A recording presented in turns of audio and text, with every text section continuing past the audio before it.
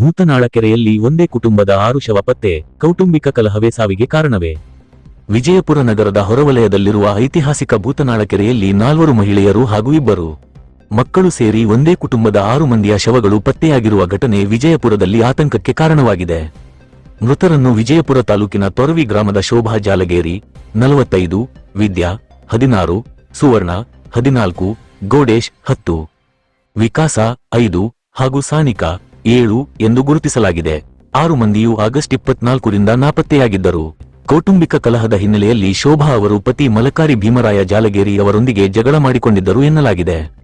ಇದೀಗ ಭೂತನಾಳ ಕೆರೆಯಲ್ಲಿ 6 ಮಂದಿಯ ಶವಗಳು ಪತ್ತೆಯಾಗಿರುವ ಹಿನ್ನೆಲೆಯಲ್ಲಿ ಒಂದೇ ಕುಟುಂಬದ 6 ಮಂದಿ ಆತ್ಮಹತ್ಯೆ ಮಾಡಿಕೊಂಡಿರುವ ಶಂಕೆ ವ್ಯಕ್ತವಾಗಿದೆ. ಆದರೆ ಸಾವಿಗೆ ನಿಖರ ಕಾರಣ ಇನ್ನೂ ದೃಢಪಟ್ಟಿಲ್ಲ. ಕೆರೆಯ ಅಂಚಿನಲ್ಲಿ ಶವಗಳು ತೇಲಿ ಬಂದಿರುವುದನ್ನು ಗಮನಿಸಿದ ಬಳಿಕ ಮಾಹಿತಿ ತಿಳಿದು ಸ್ಥಳಕ್ಕೆ ನಗರ ಡಿವೈಎಸ್ಪಿ ನಾಗರಾಜ್, ಆದರ್ಶ ನಗರ ಠಾಣೆಯ ಪಿಎಸ್ಐ ಸೀತಾರಾಮ ಲಮಾಣಿ ಹಾಗೂ ಸಿಬ್ಬಂದಿ ಭೇಟಿ ನೀಡಿ ಪರಿಶೀಲನೆ ನಡೆಸಿದ್ದಾರೆ. ಅಗ್ನಿಶಾಮಕ ದಳದ ಸಿಬ್ಬಂದಿ ಕೆರೆಯಿಂದ ಶವಗಳನ್ನು ಹೊರತೆಗೆದಿದ್ದಾರೆ. ಘಟನೆಗೆ ಸಂಬಂಧಿಸಿದಂತೆ ಪೊಲೀಸರು ತನಿಖೆ ಕೈಗೊಂಡಿದ್ದು, ಮರಣೋತ್ತರ ಪರೀಕ್ಷೆಯ ವರದಿ ಹಾಗೂ ತನಿಖೆ ಪೂರ್ಣಗೊಂಡ ಬಳಿಕ 6 ಮಂದಿಯ ಸಾವಿನ ನಿಖರ ಕಾರಣ ತಿಳಿದುಬರಲಿದೆ.